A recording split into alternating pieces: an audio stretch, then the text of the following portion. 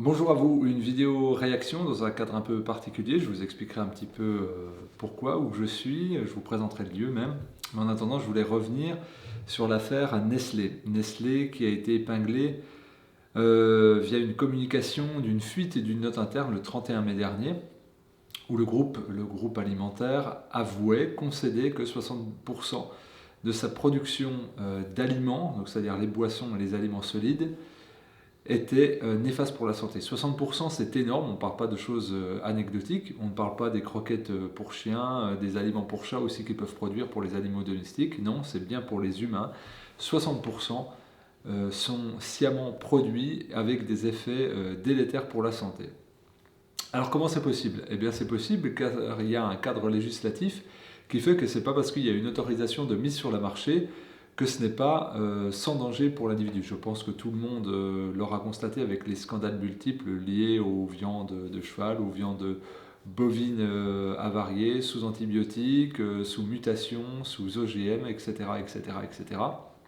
Et qu'en gros, on lance des procédures, des fois il y a des cadres législatifs avec une grande surveillance et vigilance, et d'autres fois c'est complètement aléatoire, et on se rend compte pour les grands groupes, ceux qui génèrent d'énormes bénéfices, ils ont des représentants, des commerciaux qu'on appelle des lobbies, qui viennent frapper à la porte notamment des députés à l'Assemblée nationale, enfin pardon, à l'Assemblée nationale bien sûr au niveau national, mais c'est surtout aussi au niveau supranational où ça se passe, à la Commission européenne. Beaucoup de députés se plaignent de la surreprésentation de ces lobbies à Bruxelles et également à Strasbourg.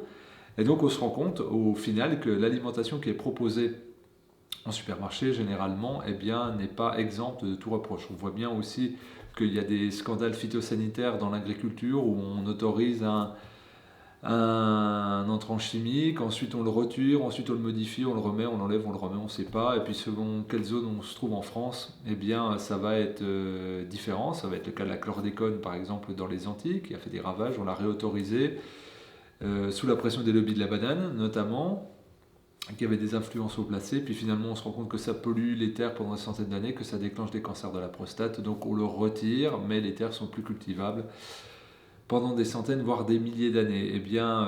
Ce contexte-là d'influence, on se rend compte qu'avec le Nutri-Score, c'est en train de galoper. Il y a vraiment une frénésie à vouloir infiltrer tous les milieux législatifs. Et donc, Nestlé a su se frayer un chemin dans ce cadre de textes juridiques, dans ses jurisprudences, et s'entourer de juristes pour être vigilant à ne pas tomber sous la condamnation et pouvoir vendre sciemment, et c'est ça qu'il faut comprendre, des produits qui ne sont pas bons pour la santé. En gros, qu'est-ce que le but de Nestlé? Le but de Nestlé, c'est pas de nourrir nos cellules, vos cellules, ce n'est pas que vous soyez en bonne santé, c'est de faire une profit, de réduire des marges, de faire du marketing pour qu'on puisse avoir envie et non pas besoin de consommer. Et c'est là que c'est très important, c'est-à-dire qu'il y a une grande différence entre avoir une nutrition cellulaire active, c'est-à-dire nourrir nos cellules, nos organes selon leurs besoins, en vitamines, en minéraux, en oligoéléments, en enzymes,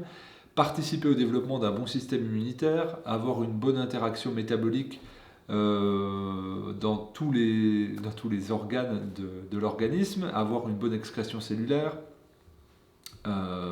nourrir correctement le système endocrinien, participer à ne pas sursolliciter le système digestif, bref, avoir un équilibre santé grâce à notre premier carburant qui est l'alimentation. Enfin, on pourrait mettre l'oxygène, mais on va dire le carburant sur lequel on a une maîtrise consciente.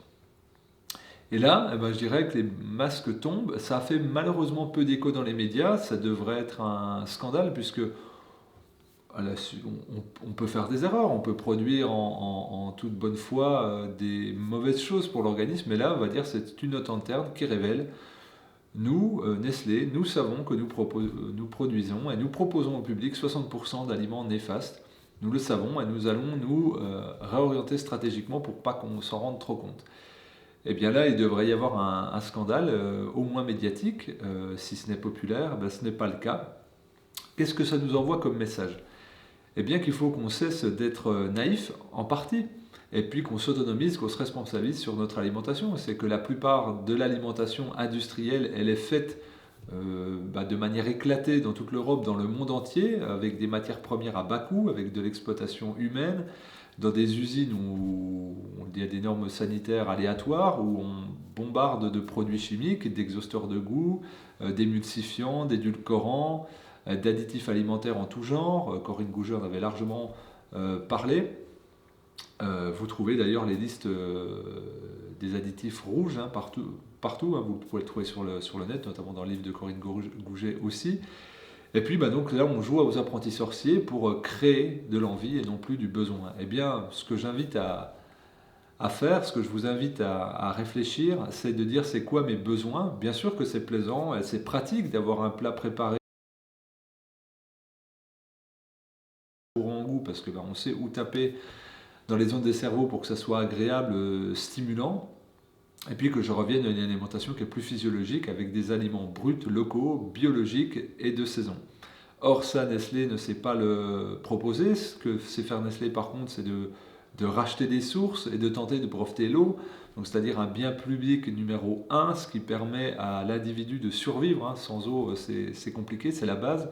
Et bien Nestlé tente, via la voix de son PDG depuis plusieurs années, officiellement de dire l'eau est un aliment, on peut breveter des aliments, donc on va breveter l'eau.